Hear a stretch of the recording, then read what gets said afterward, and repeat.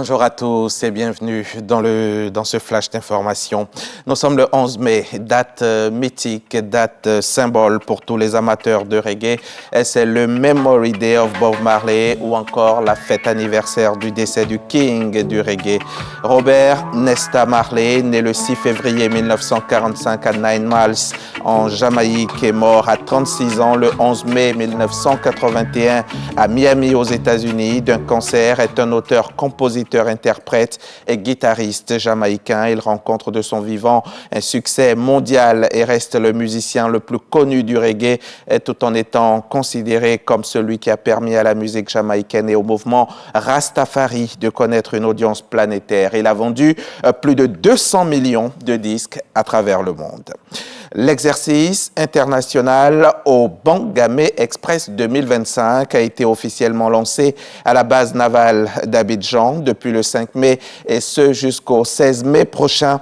Les marines des pays du Golfe de Guinée unissent leurs forces pour lutter contre les menaces maritimes avec un appui stratégique des États-Unis. Une coopération régionale renforcée pour sécuriser les eaux africaines. Le reportage de Walter Amadou Ouattara vous sera proposé tout à l'heure dans le 13h.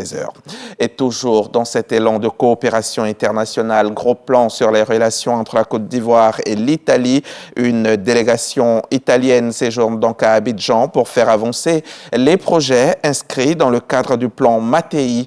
La Côte d'Ivoire, pays pilote, mise sur ce partenariat pour renforcer son développement. L'objectif étant de dynamiser les investissements et les initiatives conjointes.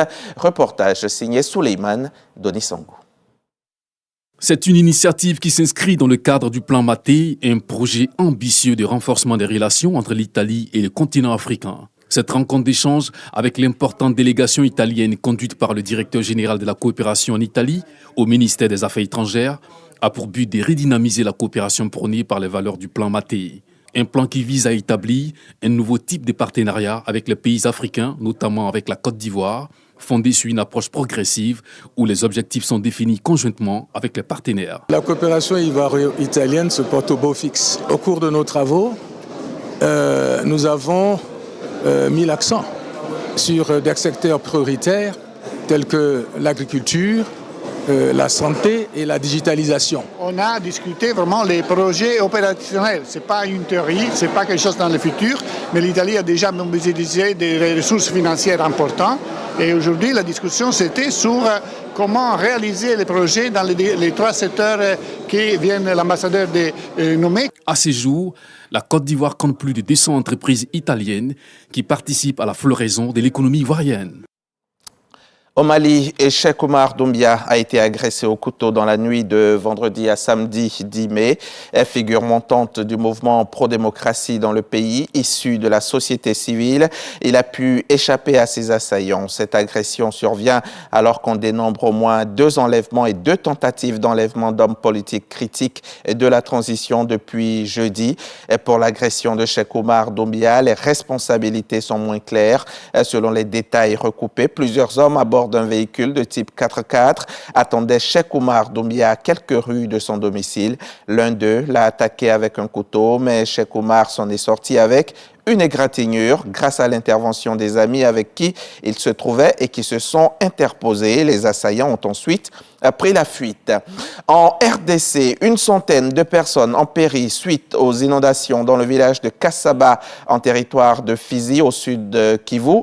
Le drame s'est produit dans la nuit du 8 au 9 mai, alors qu'il pleuvait abondamment dans ce village situé au bord du lac Tanganyika. Les pluies torrentielles survenues dans la nuit du 8 mai ont provoqué la crue des rivières Kassaba et Bekia dans le sud Kivu. Le débordement des eaux a inondé le village, emportant tout sur son passage. Des éboulements ont aussi été rapportés. Plus de 110 corps ont été retrouvés au sol. Plus de 850 personnes sont sans abri. 150 maisons se sont écroulées et nous avons plus de 40 blessés. Et ce bilan reste provisoire. Ce 11 mai, nous allons parler du MAS 2025, le marché africain des solutions spatiales. Ce sera dans le magazine du dimanche. Dr Tidiane Ouattara, le président du conseil de l'Agence spatiale africaine, sera à 13h sur notre plateau du magazine du dimanche. Il viendra nous expliquer en quoi cette première édition du MAS ouvre un espace de dialogue, d'innovation et de souveraineté. C'est à 13h, c'est sur la chaîne qui rassemble. À tout à l'heure.